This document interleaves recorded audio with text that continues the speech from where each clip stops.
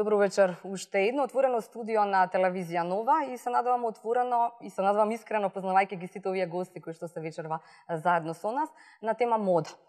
Еднаш зборувавме кога помина претходниот моден викенд, сега повторно по завршувањето на овој моден 15 јубилеен моден викенд кој што се одржа во Скопје, повторно на тема мода, ама овој пат сакам малце да ги собереме работите, односно да бидеме малце поискрени во кажувањата и поконкретни ако може. Темата вечерашна е ваква: се движи ли македонската мода во вистинска насока? Ќе ни кажат мои ваши вечерашни гости. Добро вечер, добре ни дојдовте во телевизија Нова. Од каде да стартувам? Ајде од Јана. Професор доктор Јана Манева Чуповска. Сега само да не сгрешам, декан сте на факултетот за арт и дизајн при Европскиот универзитет и шеф сте на катедрата за моден дизајн. Сега кој моден дизајнер? Моден дизајнер и уметник сликар. Така е, да. Добро вечер, добре ни дојдовте во телевизија Нова и се надевам дека ќе биде она искрено и отворено во еден час колку што имаме време за дебатирање. Па доволно ќе биде отворено, искрено, да. Сигурно ќе биде искрено, ако отворено, односно професионално, ја би рекла, дека треба да се дискутира за тоа што не поканивте денес во вашата вечерашна емисија. Јас сум тука да ги кажам моите ставови во однос на модата и се што мислите дека треба да прашате. Да, секако. Да, добро вечер за дамата. Може така? Може прво дамите, Алек? Да. Добро вечер и за Елена Лука. Веројатно најголемиот моден бренд во моментот во Македонија. Човекот кој што започна еден бизнис заедно со носење на визија за тоа како треба да изгледа едно модно студио, модно ателје и заедно со бренд што се вика Елена Лука. Добро вечер и добре не дојдовте. Благодарам, че сме што сум овде вечера во вашава емисија. Благодарам за убавите зборови. Мислам дека Елена Лука досега изоди еден долг пат и сме доволно силни и позиционирани веќе на пазаров. Така да тука сме некаде, како најавила. Да. Благодарам. Добро вечер за Алек Наумовски. Секако, веројатно ќе ве познаат сите оние кои што не ве познаваат кога сте на радиобрановите на Урбан ФМ, билите тоа? Па таму и многу не ме познаваат. Не може да ме препознат. Така е. Ама ликот ќе биде препознатлив за сите. Па се надевам. Да, ако е некој 92-та врзан со модата, нели, и заедно со модната агенција Модел Син, тогаш секако дека има што да се каже, така, во однос и на модата, и на модни случувања, никогаш и на она што се случува на во македонската мода денеска и се. Така. Може му. Па и јас исто како да кажам дека ете долг пат се изоди, многу години уназад искуство. Така има што да се зборува. Па има, да, апсолутно. Да. И тука и фитнес модел. Ова фитнес модел ќе ни го објасни самиот. Сержо Спасов има, како велат, најзгодниот фитнес модел во моментот во Македонија. Така пишуваат порталите. Тако се согласуват. Ми годи сега за сега. Убаво е, да. Вратено од Америка. Тоа се уште се пробива во светот, фитнес моделство е нешто што зема голем замал во 21 век и докажува дека повеќе треба да се трудиме околу исхраната и вежбањето за да се заедно да бидеме убави, така, и да изгледаме здраво. Така беше она кога здраво, да, без хемија, без додатоци. Без хемија, без додатоци. Да. И сега ве прашувам сите, знам дека Јана вие бевте. Кој сте беше на модниот викенд? За да можеме да зборуваме Да, ние настапивме, односно студентите мои, како факултет за арт и дизајн при Европскиот универзитет. Годинава ние бевме дел од годиначниот моден викенд. Се представивме со една колекција пролет-лето, која што ја нарековме шик-шок ефект. Многу разговаравме со наставниот кадар, со професорите на катедрата за моден дизајн. Зошто да ставиме една таква провокативна тема? Многу фактори. Обштествени турбуленции, модата мора да шокира, модата има една функција која што не е само нели да се покрие телото, него има навистина една голема моќ која што треба малце повеќе да негуваме од тој аспект и секако ефектот, односно влијанието како сите тие парчиња на облека ќе влијат, односно ќе ги прифатат или нема да ги прифатат клиентите во крајна линија. Така да, јас како беше на модниот викенд?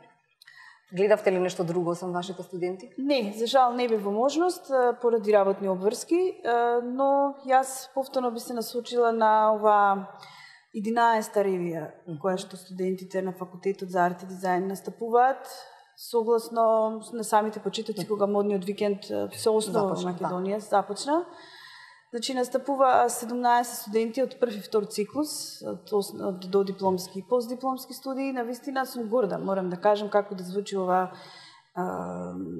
фаворизирачки, но мислам дека годинава навистина студентите, бидејќи сме единствен факултет кој што многу често се појавува на модните викенди, за разлика од другите образовни институции, значи ние инсистираме професорите, јас секако како одговорна за таа катедра, како велим да ги фрлиме во оган, да ги видат сите оние процеси на еден колективен тимски дух. Што значи мода? Модата не е само да модниот дизајнер седи дома, го нацрта тоа, па дури и да изгледа тоа безпрекорно, ако нема визија како една крајна цел дека тоа треба да ги има сите параметри за да може да се продаде тој модел. Значи, тие некои сегменти се многу важни. Имавме одлична ревија, имавме одлична критика, но секако очекувам и допрева да се кажат малку повеќе, да се говори и за критиката, дали има модна критика доволна, дали недостасува. Значи, тие млади дизајнери имаат голем визии, многу се креативни. Навистина очекуваат по завршувањето на факултетот да бидат некаде. Да бидат некаде. Јас, бидејќи мојата драга пријателка Елена Лука е тука, навистина морам да ја се заблагодарам за отворените врати на студентите кои што редовно ги прима во незиното модно студио, каде што тие стажираат. Бидејќи тие имаат законска обврска од 30 дена да стажираат некаде. Бидејќи, за жал, немаме веќе толку текстилни индустрии како што имаше на времето. Ние имаме многу малку можности сега каде да ги препорачаме, нели, студентите да одат. Така да имаме многу одлична пред се и приватна, но и службена комуникација со брендот Елена Лука, каде што сигурно и таа ќе ги каже очекувањата од студентите, но тие се кревки, тие имаат една едукација, но доправа искуството не им доаѓа. Зборот ми е дека треба да им се даде шанса на младите. Да. Колку да звучи ова популистички и патетично, така е. Да. Значи, они ја заслужуваат таа шанса, затоа што максимално вложуваат во себе. Исто така и ние како професори, не велиме дека е тоа идеално и многу работи кои што треба да се коригираат, но тргнувам од фактот дека образованието е некоја почетна скала во која што ние како сериозна институција за дизајн кој што произведува кадри од модниот дизајн, ја носиме одговорноста заедно со студентите. Што ќе зборуваме за тоа дали колку каков треба да си како професор, што тоа е она што треба да го пренесеш на своите студенти. Етаблирани имиња, сега да не ми се налутат оние кои што беа дел од модниот викенд, таква беше оценката на сите оние кои што нели беа дел од тоа, немаше, изостана од овој моден викенд. Што мислите зошто?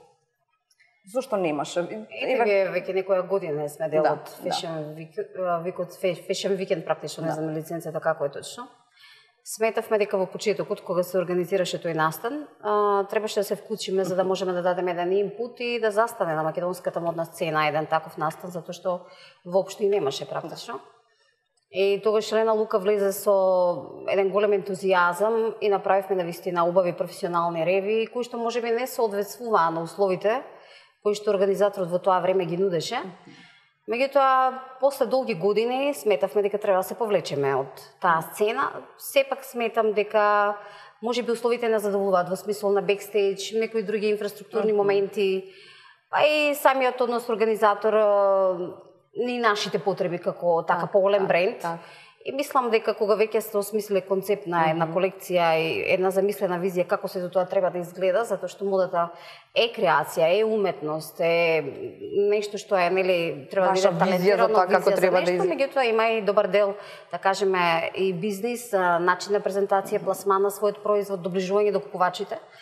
И сметав дека веќе модниот викенд во Скопје не е соодветен, затоа што во редовите нема ниту купувачи, треба сето тоа сами да го обезбедите. Практично организаторот треба да му ја донесете вие публиката и тоа е еден голем ангажман и подобро е сами да си организирате од А до Ш некоја реализација, кога од сакате почеток до вие, крај. со тајминг, со се, каде сакате. И се повлековме, да речеме, од тие причини и одиме со своји индивидуални настапи, своји реви, каде што можеме да си го смислиме настапот онака како што сакаме. Нормално во комуникација со професионални модни агенции, еве Алеке тука ние редовно соработуваме. Вака, како сте? Да. Со Јана соработуваме по друга линија, тоа е дефинитивно еден од најинтересните делови, затоа што ние сепак имаме како фирма и една општествена одговорност и да кажеме мора да најдеме систем како моден бренд како да помагаме на младите дизајнери, затоа што навистина во Македонија немаат услови како да се афирмираат или да ги развиваат своите таленти, освен тоа што професорите им помагаат, меѓутоа надвор на пазарот тешки се условите да се промовираат. Од тој аспект јас оформив еден моден портал кој што е доста популарен во државата, fashionel.mk. И тој промовира исто млади дизајнери, заедно во соработка со Европски факултет, со нивниот одсек, одлично комуницираме досега, јас знам дека ќе биде така и понатаму. И навистина изродивме, изнедривме, развивме доста млади кадри. Сметам дека нашето квалитетно си го завршуваме, а понатаму тие каде се гледаат во иднина, како ќе се развиваат како своји дизајнери, каде се гледаат во светот, многу зависи од нив. Затоа што каде и да одат, секаде треба многу да работат. Значи, модата е една тешка професија и другото, навистина, останува кој како ќе се снајде. Меѓутоа, од технички аспект и од аспект на тоа да види дека модата не е само скица, како што рече Јана, и дека треба да се развива во еден комплексен процес до создавање на краен производ, тие веќе го имаат запознаено тој процес во комуникација од теорија па се до практичниот дел во нашата модна куќа и понатаму веќе останува нив како ќе си ја развиваат својата лична кариера. Така. Але како дел од модата или модниот свет кај нас толку години, како ви се чини вака устрана да погледнете? Како ви се чини македонската мода? Па, како ми се чини? Дека тргнато е, одиме никаде, има проблесоци, имаме што да, да покажеме. Има придвижувања во секој случај, тие се позитивни и фала Богу не сме онаш како што бевме пред 20 години, има многу моменти што допринесоа и направија да тргнеме на правиот пат, сега пак тоа зависи индивидуално. Секој колку дава придонес кон сето тоа. Од модните дизајнери зборуваме, така? И од модните дизајнери воопшто, да, да, сите што се вклучени во тој моден бизнис, во тој моден циклус. Да. Секој прави на свој начин да го достигне врвот, односно да го пласира на крај производот како што треба. Која беше првата модна ревија на која што се појавивте? Јас? Да. За бутикот Бруно. Добро. Не знам, па не ни постои веќе, мислам дека беше 92-а. Така е, 92-а било сигурно, тоа ми е податок што го имам. На тој момент ми беше онака останато паметење, бидејќи се случи, ја затворија цела улица пред бутикот Бруно, тоа е спроти гимназијата Јосип Броз Тито. И беше вечерна модна ревија пред самиот бутик, значи на отворено, у тоа време беше вау. Мислам, барем мене ми се чинеше, теа можда и не, ама мене ми се чинеше. 90 било вау. Да, беше вау, да. И како беше чувството? Имаше многу луѓе, имаше како? Имаше, да, имаше голема посетеност. А вие како, колку време имавте за да се подготвите, за да... Тој период беше кога Надица Георгиева се врати од Виена и оформи како една своја агенција, во тоа време се викаше Face, ја и бев еден од првите машки модели. Вас бе најде прв. Така? Па да, ме најде диско. Да, диско ме најде хард рок на времето. Некој излага хард рок да се забавува. Да. Да бара. И ме покани као да бидам член и практично она ме упати да направиме као фотосесија, потоа да однесе мои слики во незината агенција во Виена, да ме представи, потоа да ме повикаат и таму, па да почне мојата интернационална кариера. Иначе бев дел од таа агенција и така се случи таа ревија. Токму тој период. И како тоа врска немаш од одење, од движење, од колку време имавте за да научиш? Па добро се спремавме, имавме проби, имавме све, да. Ама немавте на лице место тамо, не затваравте улица секогаш. Немавме. Меѓутоа беше во однос на соработката, да речеме, со Елена Лука, дали е убаво кога модниот дизајнер знае што сака или каков модел каков тип на манекенка, каков тип на манекен сака да добие на сцена, на модна писта? Они точно знаат што сакаат, точно имаат визија, точно Дали е имаат тоа представа. најважното? Веројатно е тоа едно од најважните работи во тоа таа да... соработка затоа што они се спремни во секој случај, значи се знаат точно што барат, знаат точно кој модел им И треба, како ви знаат се точно јавуваат? како Сакам да го ми кажете представат. како. Ќе ви ставате, ви велат вака. Имаш ли, сакам овој модел да го носи некоја? Не. Не? Не. Како е? Они си кажуваат, овие три девојки како лице нас ни одговараат за следните проекти вие имате така, Апсолутно. Они ќе ги разгледаат, точно знаат што им одговара и знаат дека тој лик може да им го износи производот, тоалетата, што и да треба, нели? И они, креативниот тим, зборувам, на Елена Лука, точно знае како функционираат работите. Значи, он точно знае да си одберат, да си кажат што им треба и за тоа секогаш има успех. Да. Точно знаат да си изберат и да си... До кога ќе биде моментот кога во Македонија секој ќе кажува се, а особено во однос на манекените и на моделите? Па да кажат дека тоа се луѓе кои што изгледаат го износуваат моделот само колку нели да се закачалки, а не предизвикувајќи при тоа никаков карактер во износувањето на... Зборуваме за ревиите. Да, зборуваме за нивното јавно појавување. Прво, ја морам тука да нагласам дека моделите можеби се уште немаат јасна представа дека они не се важни кога се на... Односно, не е нивниот персоналите толку важен, колку што е важен да го износат моделот, да го представат моделот. Добро, сега со карактерот и не ми е многу јасно. Не, меѓутоа, они тоа што го носат во себе, секако тоа треба да се препознае од луѓето. Меѓутоа, они се во суштина неважни, затоа што важен е моделот. Они треба да го донесат моделот на писта. А тоа треба да биде дел од нив. Меѓутоа, моделот не треба многу да доминира, како да кажам. Би требало сепак моделот да биде тој што ќе биде впечатлив. Така ли е? Вака ли е? Карактер ли е?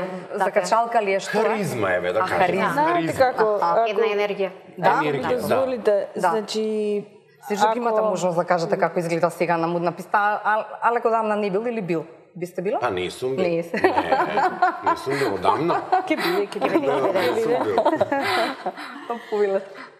Сакав само да се надополнам на колегата Алекова што го кажува дека моделите се всушност пресудни.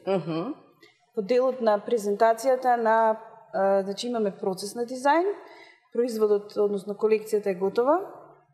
Ако визуелно, професионално немаме услови тоа да го направиме, трудот паѓа во вода. Заради тоа што презентацијата е многу важна. Многу е важна. А е поврзана со моделите, тие се пресудни. Пресудни се со сите овие атрибути кои што ги кажа Алек, дека тие мора да се професионалци пред се. Мислам, јас оваа вечер често пати ќе го потребам тој збор, бидејќи сметам дека апсолутно недостасува целосно на глобално ниво зборувам во нашава Македонија. Значи, ако моделите се професионалци, практично нивниот физички изглед е пресуден во однос на презентацијата на самиот модел. Добро. Тие треба да се толку многу професионалци да кога ќе дојдат на кастинг, па посебно ако се избрани, едноставно треба само да молчат и да си ја вршат работата, односно да ги слушаат советите, односно оние сугестии кои што ќе им ги дадат дизајнерите и целиот тим кој што работи, бидејќи модата е колективна, не е само дизајнерот главен. И тоа е нешто што редовно се случува како проблем со моделите, манекените во Македонија, тоа дека они сметаат дека нивната личност. Да, дека они се важни, а всушност... Дека они треба да бидат, како беше моветот? Звезди. Да. А они ќе бидат звезди. Упорно им го кажувам, го зборувам, за да некако нели на крај го сватат, дека не треба јас некам вака да бидам нашминкана, мислам, кој те праша? Значи тоа не си ти. Приватно можеш да бидеш нели каква сакаш, меѓутоа за потребите на ангажманот треба да бидеш како што замислиле креативниот тим.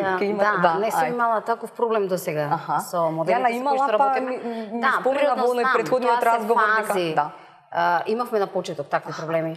Меѓутоа, мислам дека самите модели се свесни кога работат со професионална модна куќа или прават разлика кога настапуваат за една ревија или друга. Тие знаат да испочитуваат и да се трудат максимум да бидат професионални во целата комуникација. нормално битни си нивните лидери кои што ги водат и така натаму и точно знаат каде доаѓаат. Ако Елена Лука има еден цел концепт, соодветна кореографија, значи кореограф кој што се занимава со тоа, како тие треба да изгледаат на писта, што све се бара од нив, мејкап кој што се знае точно како треба да изгледа. Тие влегуваат во една целина и ја досега во последниве години не сум имала таков проблем, да имам проблем со модел. Некој би рече не ми се допаѓа ова што го Апсолутно, носам. мислам дека почитуваат квалитет. Значи тие гледаат добро организиран тим, кој што реално е поискусен од нив во делот на модата и како помлади луѓе сакат да учат. Сигурно имаат внатрешни превирања со егото и така натаму, меѓутоа сваќаат дека тоа е навистина таа вистинска модна индустрија и тоа е принципот на кој што функционира секоја ревија.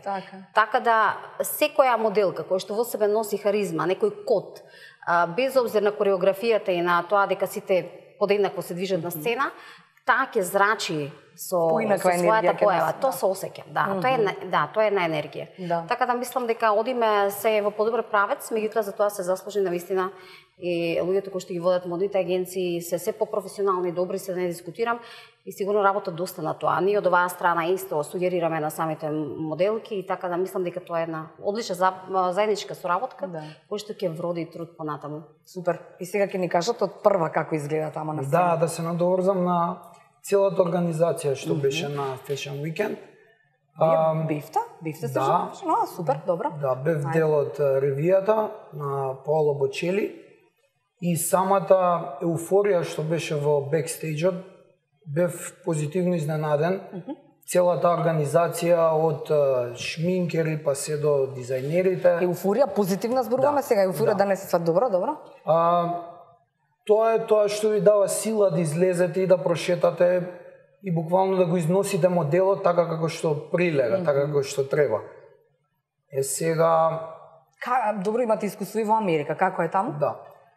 Па, можам да кажам... Само што е поголема земја. Да, можам да кажам дека организацијата на таквите ивенти е скоро иста.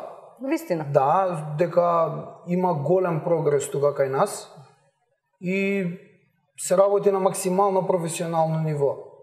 Од самата сцена, како изгледа... Ке ни кажете на никоја, кажете ми никоја модна ревија на која сте се биле?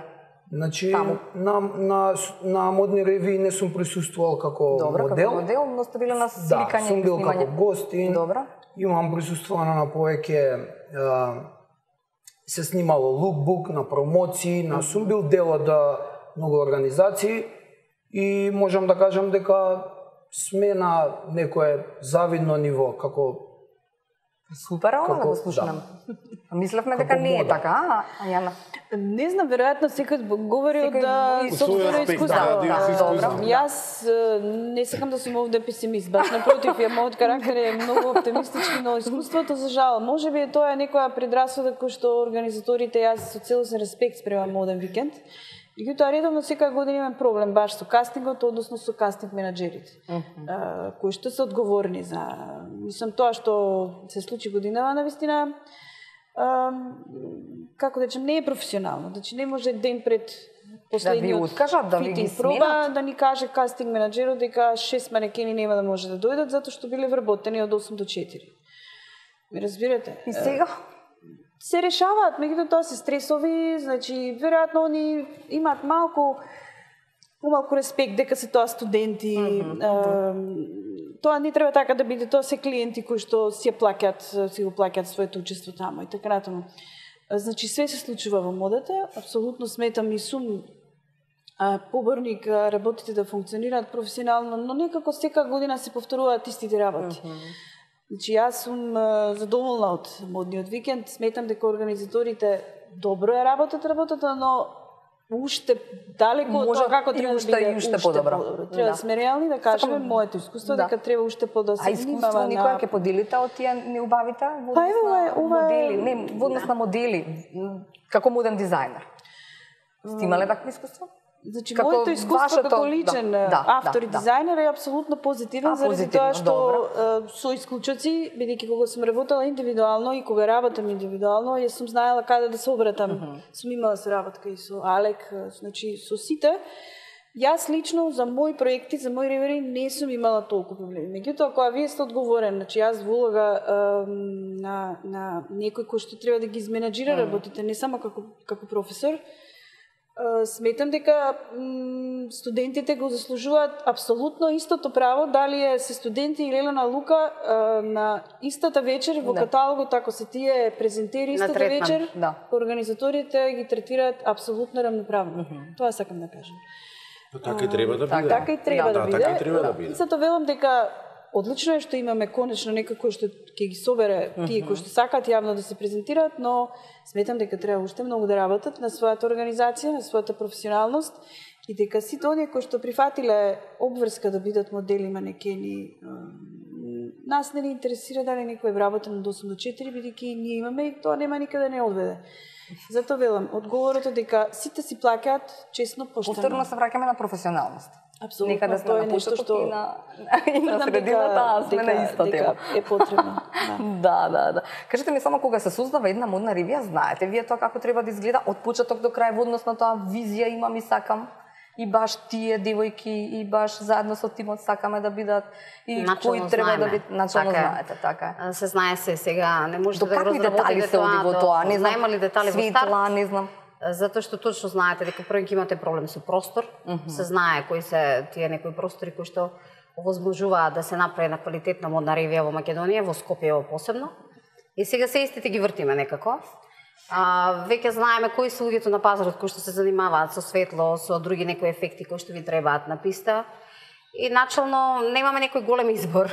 Значи работиме максимум што можеме да извлечеме од тоа што го имаме на пазаров. Меѓутоа во контекст на самата колекција нормално ги знаеме деталите уште од старт, точно знаеме што треба да добиеме, тоа е еден комплексен процес, да речеме, од скица до реализација. Ќе помине самата идеја е сето тоа, меѓутоа после принципот на реализирање од набавка на материјал, па развој на целиот процес на создавање, па се до крајниот производ, па моделите, кастинг, па фитингот, па сето тоа, доработките после тоа. Значи, тоа е еден комплексен процес кој што треба да се изработи и на крај како тоа се ќе изгледа на сцена, а од друга страна имате проблем, можеби со место, меѓутоа наоѓаме начин. Мислам дека вашата публика била на нашите ревии или следеле на таков или онаков начин. И мислам дека Елена Лука досега направила квалитетни модни ревии кои што во Македонија не се правеле. Кога веќе влегуваме во самостојни модни ревии, тогаш ги работиме, се трудиме да бидеме колку што може попрофесионални, кажав, колку што дозволува самото поднебје. Затоа што верувајте вие, ако сакате дури и да изработите еден принтен дизајн на колекција, кој што ви има оригинален концепт, имате веднаш проблем со технологија каде тоа да го изработите во Македонија. Значи, лимитирани се од многу аспекти. Мораме да увеземе материјал, мора да најдеме систем каде ќе го изработиме моделот надвор. Значи, вие не творите во вашата земја. Ако сакате да направите некое квалитетно, уникатно парче кој што ќе ве плени и сакате да си го реализирате сонот и да го изнесете како порив тоа што имате внатрешно како визуелен концепт на една облека. Веднаш се соочувате со практични моменти. Значи, каде ќе најдам таков тип на материјал со структура, затоа што ние ги знаеме од технолошки аспект, инаку не би биле модна куќа и квалитетни какви што сме. Во едукација многу вложуваме од тип на материјал, од структура, квалитет. Нема да го добиете квалитетот овдека таков и да ја нарачате тој материјал од надвор, Македонија нема од кај да го набавите, така да морате да увезувате материјали, па мора да се грижите за принтовите, па мора да се грижите за доработки на принтовите, ако сакате пак низ принт да поминат, низ некои поспецифични доработки и на крај ќе се откажете, затоа што нема да стигнете на време. Значи, ако роковите се релативно тесни, значи сами сте си ги поставила. Ама природно најмалку две ревии морате, две колекции мора да имате годишно. Во светот веќе имаме до 6. Значи имате 4. Модата е многу брза. Помина времето да речеме на успиени дизајнери, некои простаците дизајнери. Значи мене ми е драго што нивните ментори денеска разговараат на темата дека модата е многу брза и таа е бизнис. Затоа што еден Шанел кога твори, тие се знаат какви колекции творат за еден пазар, какви за други и истата облека не можете да ја најдете и во Париз на трето место. Значи таа е адаптирана на поднебјето на кој што се твори.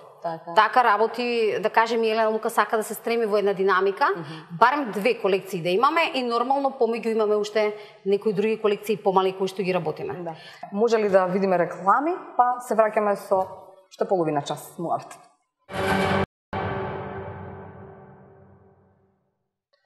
Се враќаме назад, уште половина час имаме да зборуваме отворено и досега искрено, се надам така ќе биде и следниот половина час. Ви благодарам што сте дел од ова отворено студио на телевизија Нова и знам дека ќе одговориме на многу прашања уште во овој половина час. Сакам Серджо повеќе да го уклучиме во овој дел од муабетот. Фитнес модел ми рековте.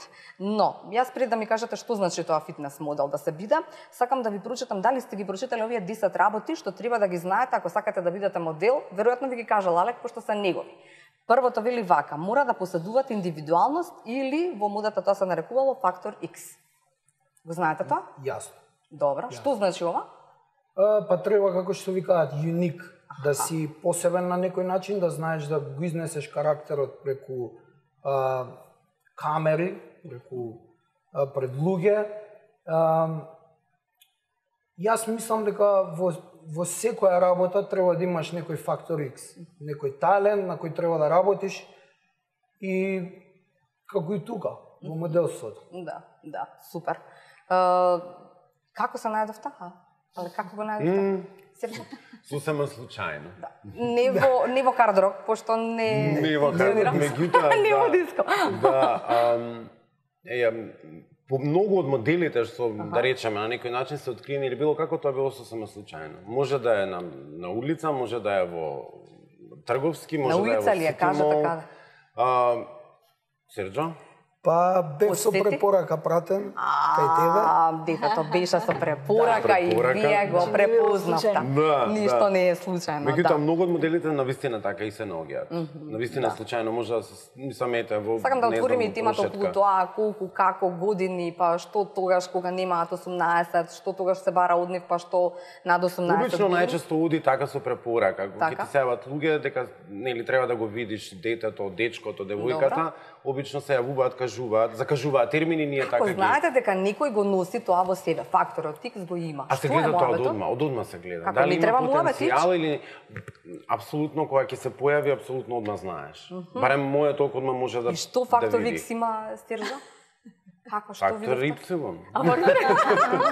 Памтам дека првиот пат кога се сретнавме, зборувавме околу 4 часа, тоа беа теми, разни теми за... Значи се ви испрошал, само зборува дека не прашува ништо, добро. Втората работа треба да бидете трпеливи, вели Алек, ништо не може да се случи преку ноќ.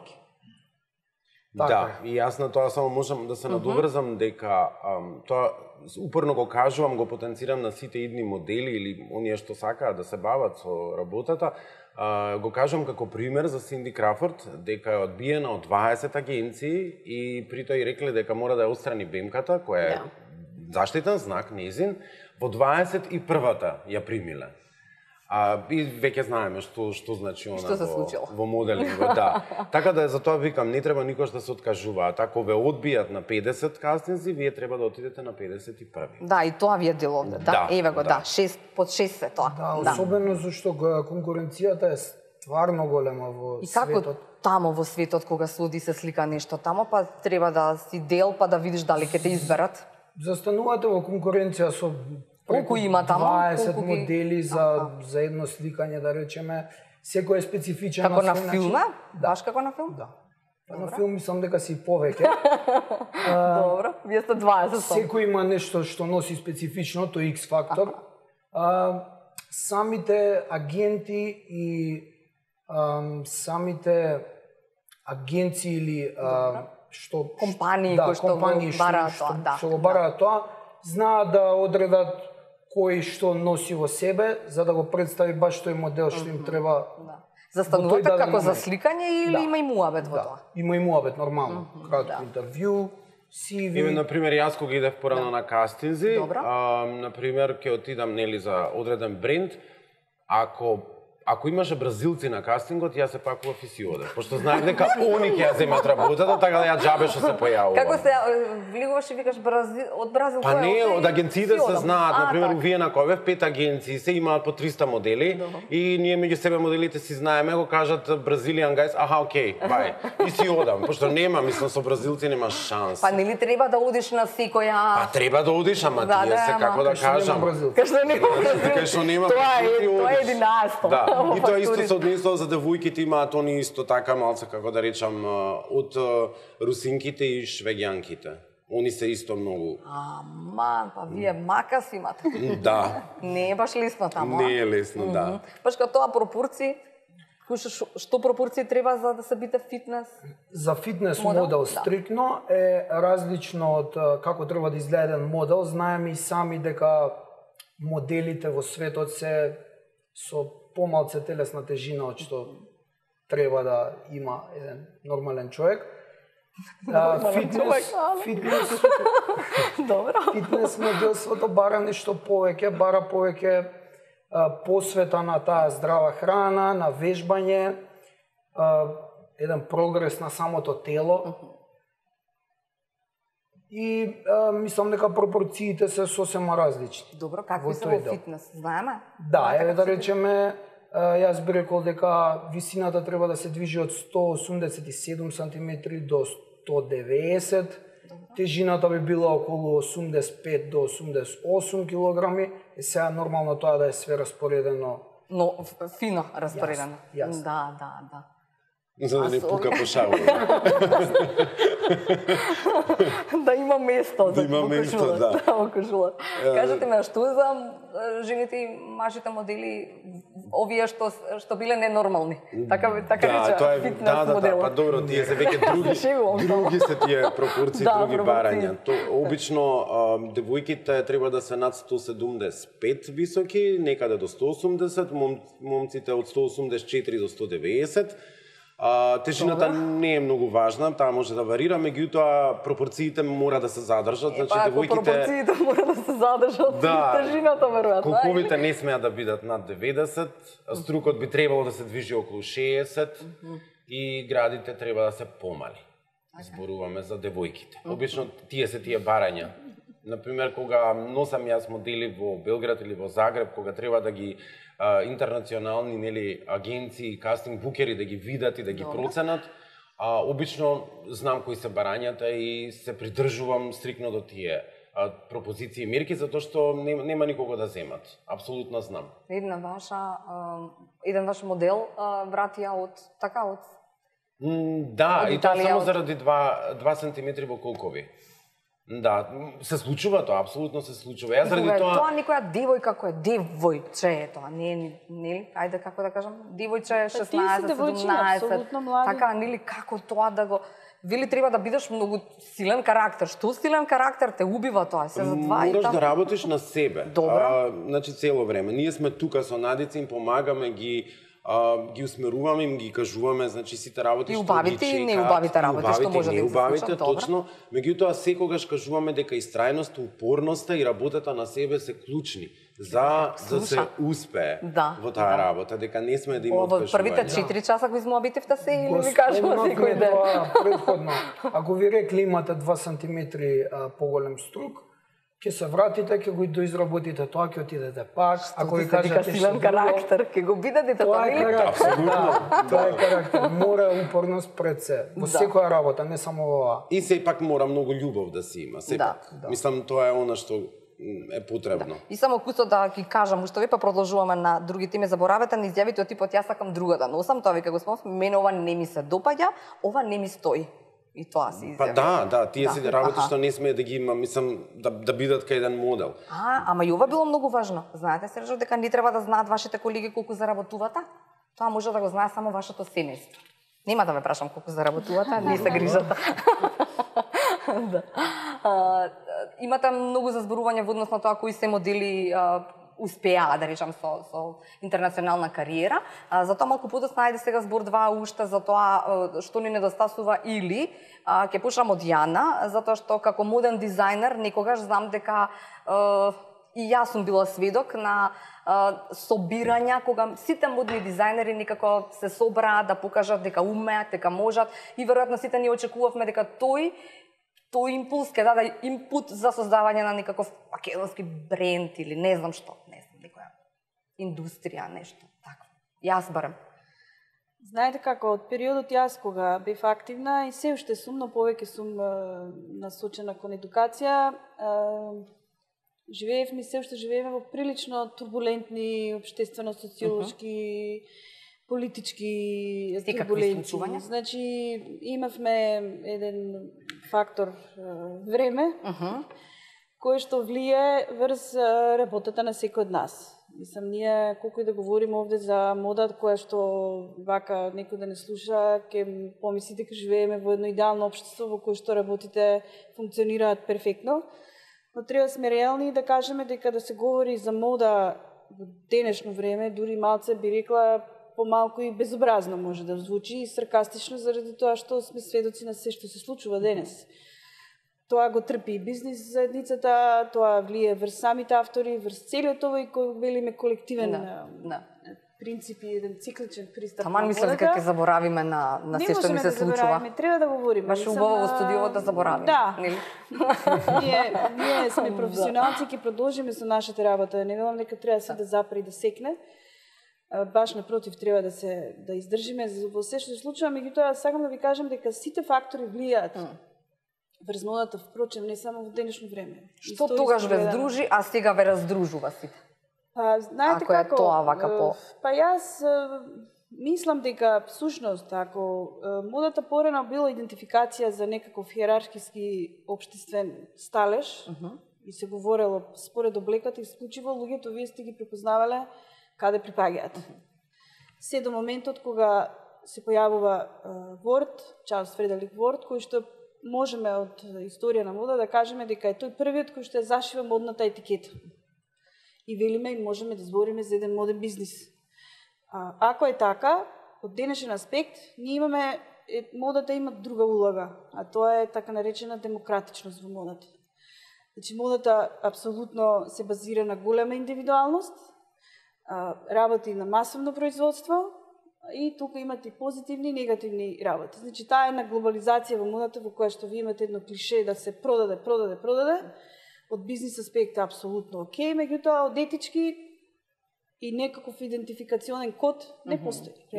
Значи, беше сите индивидуалци да останеме заедно и да создадеме нешто ново? Затоа го спомнав ова демократичност. Добро. Дека дизајнерите ги направи и сите, и клиентите, и дизајнерите на големи индивидуалци, мислејќи дека можат самите да функционираат, што не е така. Значи, нашиот индивидуален подпис како моден дизајнер можеме може да се види во најголемиот бренд кој што се состои, повторно велам, од колективен дух и тим. Значи, тоа не може да се избрише, зашто колекцијата сама по себе носи идентитет. И таа треба да се подржи. Тоа што се случува со, да речем, условно неподршката на македонските дизајнери е само отлика на се што се случува во општеството. Имате еден синдром на Итар Пео, кој што секој мисли дека е најпаметен, најбав и нема што вие да ми кажувате мене, не ја ќе ви кажам, тоа едноставно си функционира на сите нивоа. Значи, ние пред десетина години се обидовме да направиме еден, и тоа правно се уште функционира, но не функционира во вистинска смисла на зборот.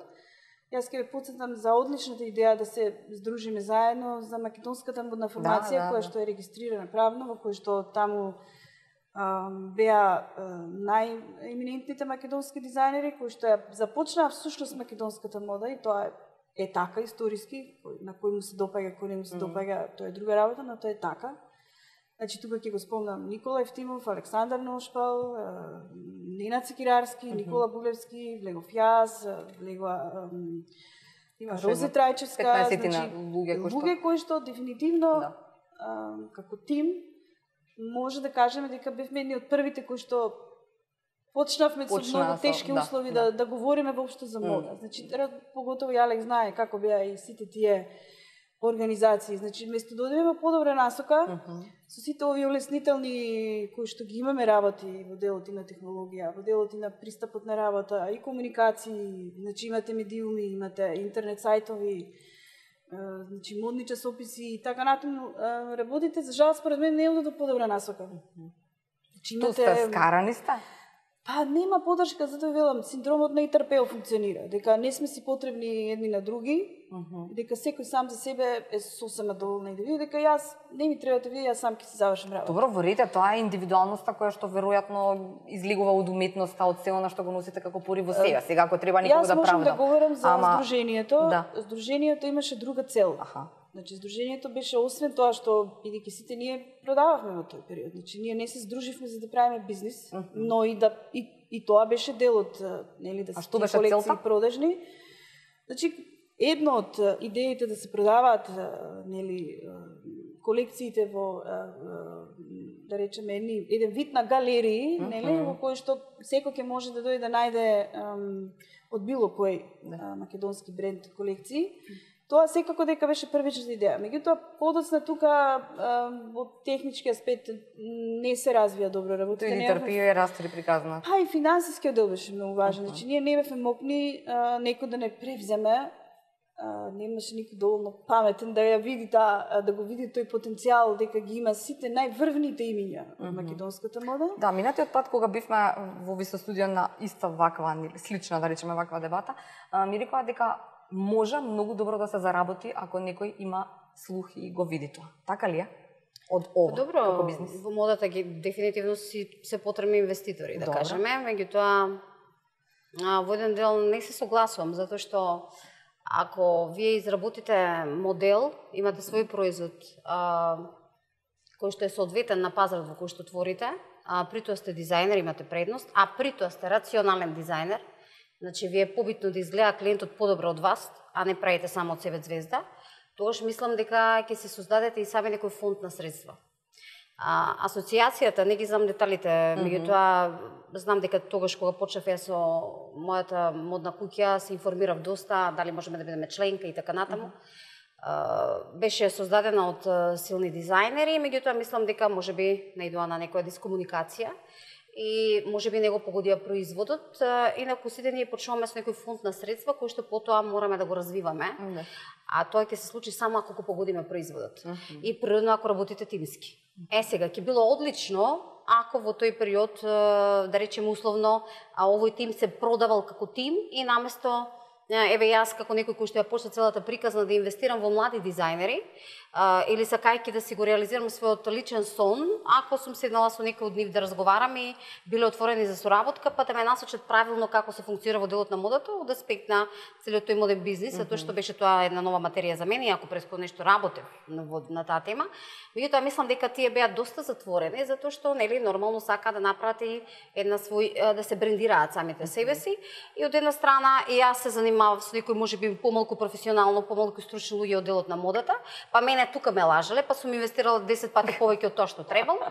Тие пак губеле на своето поле затоа што можеби немале инпут во моментов како тоа да го затворат како една економска единица, а не само дизајн.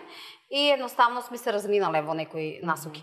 Меѓутоа, затоа што сите тоа се луѓе кои што имаат свој личен код, се реализирани како личности, знаат да размислуваат од бизнес аспект, мислам дека можеби некаде било и промашувањето во реализацијата на производот и природно мора да има добра комуникација, ама за да има добра комуникација мора да има некоја хиерархија, во целата организација морал некој да води и точно секој да си го знае своето место и можеби затоа не успела таа работна единица.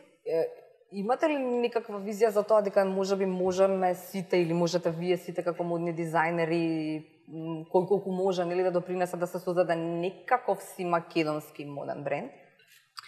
Тоа е бренд, не го генерално модата на Македонија да се тоа реално и го правиме преку модниот портал кој што Ленолука го формираше и сметав дека треба да се помогне на македонските дизајнери, не само на младите македонски дизајнери, него секој оној кој што сака да изработи колекции и сака да ја промовира во македонскиот етер, имаме огромна публика и едноставно правиме се за да можеме да се обединиме. Верувајте, јас сум сработувала и сум подала рака на секој што работи во модата. Без обзир дали ми бил конкуренција или не знам, без лојална конкуренција не работи. А затоа што нели влеговте подоцна, да речеме, од Па добро, некои ја кои што- претпоставам да им било пријатно на луѓето, Добро. реално, не сум разговарала со никој, меѓутоа таа енергија се чувствуваше, затоа што ја бев човек од градежништвото, да кажеме, и најчесто ги затвара приказниве од типот, па добро, лесно е, за не изеќе на таа со пари влезе, ама јас точно знам дека сите од овие дизајнери кои што беа дел од асоциацијата скоро имаа лични своји брендови и почнаа со некои своји ателија, работеа, може би на некој помало ниво, ама и мојот старт беше таков. Јас почнав со една мала работилница, со 2 машини, со малку луѓе и развив полека. Значи не може да влезам во некој мегаломански проект кој што не го познав. И после многу улагав во самата едукација. Меѓутоа не беше пријатно сигурно, затоа што реално Елена Лука, не знам, тоа е некоја енергија, може би требало да се случи. Многу брзо ја освои македонската сцена во рок, да речеме, од 6 месеци до може би до година дена, затоа што се поклопија некои ситуации, моменти и не знам, имавме една огромна модна ревија во универзална сала, која што беше прва, која што изработив, паралелно со уште една со арт колекција се викаше таа во, па можевме да изразиме делот на уметноста во тој дел. Таа беше повеќе како висока мода нешто, меѓутоа таа во универзална сала навистина беше создадена една огромна модна ревија со вклучени многу жени од јавниот живот, кои што лично не ги познав, ги запознав во моментот на реализација. Во Турска чаршија, така ми рековте? Добро, Алек памети разни, некои може би тогаш еве таму сме работеле. Таа му останала, му оставила Одлично, мислам дека тука го работевме импактот. Сега реално сме работеле многу реви, реално. И некако многу брзо застанавме на овој пазар и се позициониравме како моден бренд. Ја реално не очекував таков наплив, затоа што имав и некои други обврски, меѓутоа веќе луѓето не бараа. Сега ја не сум човек кој што ќе застане и ќе се предаде во старт или ќе кажам не, ова е премногу работа, бара ангажман, што ќе правам ја сега.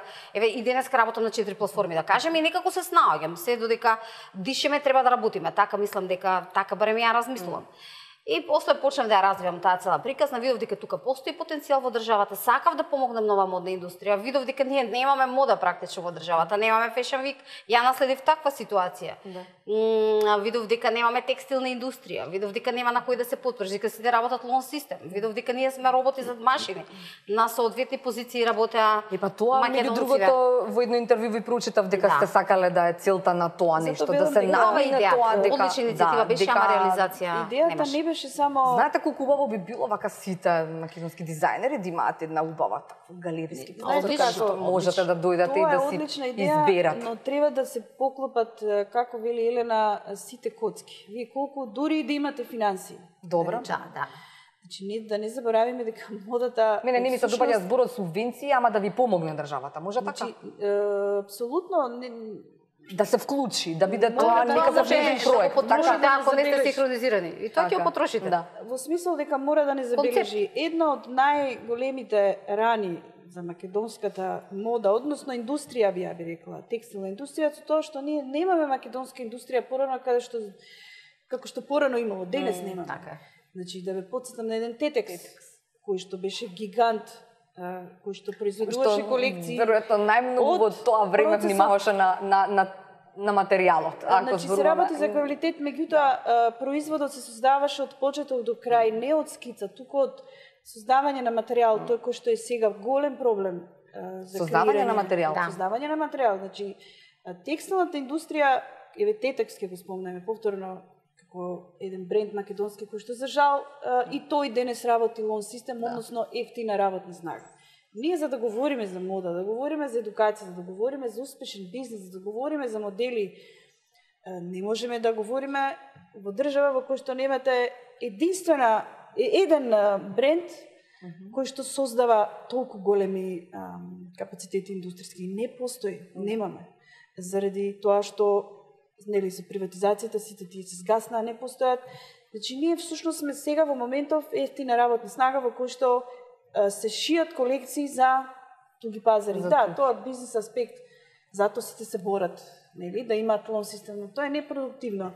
И не е мода. Да. Во овој контекст, би го спомнала и кластерот за текстил, но важен сегмент, кој што всушност се создаде за да помогне на текстилната индустрија, за кој што знам дека се грижи. Ние честопати како членка на Текстил за кластер, честопати ја говорам дека треба младите дизајнери да влезат, да им се даде шанса да креираат колекција, од бизнис аспект, сите ги имаат пари.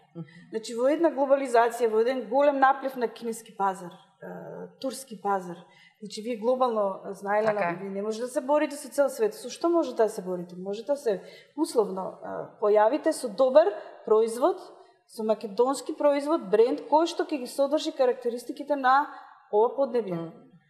Професионално секако сработено во една убава современа смисла и да изгледа како што треба.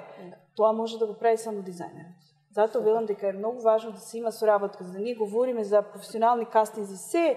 Тоа е последната алка. Се алки во значи, ова е последната алка, значи многу се сериозни работи. Многу се сериозни работи. Најбитно е да го продаете производот. Да. Како? Така. Тоа е големо прашање. Да го создадете, да го економската продаете. моќ е смалена на минимум за да може да се купи. Значи, имате со ниска цена.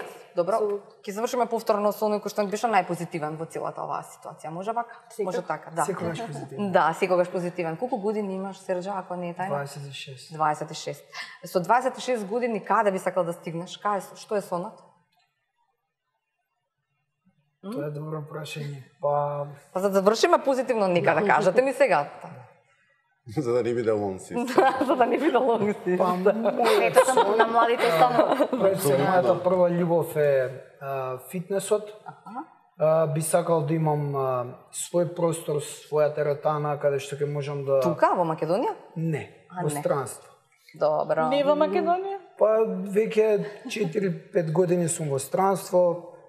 Таму пробувам да најдам простор за себе, каде што ќе можам да се пробијам и каде што нормално конкуренцијата е далеку поголема, но сепак... Ама е предизвик.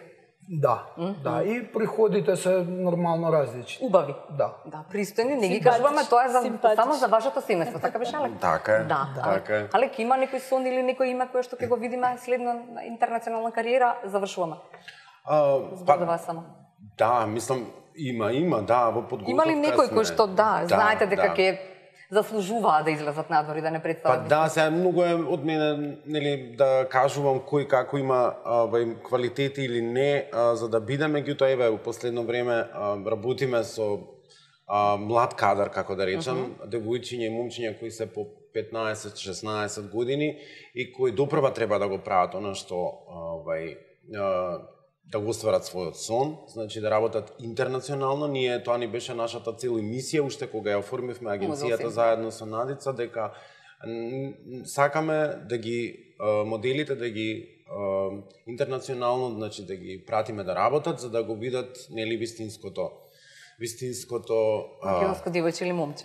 Апсолутно, не да го најдат своето вистинско место таму некаде и чисто да го искусат нели тој начин. Без бразилци, без русинки, украинки, топ. Топ. Да. Да, ќе ги има. Во таква атмосфера, да, мора позитивно малку, нели? Ние се надевам бевме позитивни, за потреба некои работи да се кажат. Така е, да. Ви благодарам на отвореното и искреното гостување во отворено студио на телевизија Нова и вам, драги мои, ви благодарам што вечер во бевте заедно со нас. Довидување.